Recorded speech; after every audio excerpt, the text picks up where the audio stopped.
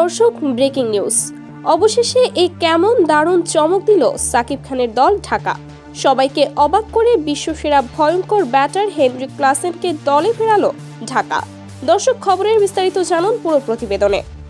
প্রথম ম্যাচে রংপুরের বিপক্ষে হতাশাজনকভাবে ম্যাচ হেরেছে ঢাকা। এই ম্যাচে দেশি খেলোয়াড়রা কেউ ব্যাটিংয়ে ভালো করতে পারেনি, যার কারণে ব্যাটিং লাইন শক্তিশালী করতে এবং পরবর্তী ম্যাচ দুর্বার রাজশাহীর বিপক্ষে জয়ের লক্ষ্যে ম্যাচ জিততে, এছাড়াও এবারের বিপিএল এর সব দলকে টক্কর দিয়ে অবশেষে অস্ট্রেলিয়ার ব্যাটিং দানব হেনরিক ক্লাসেনকে দলে ফেরালো সাকিব খানের দল ঢাকা।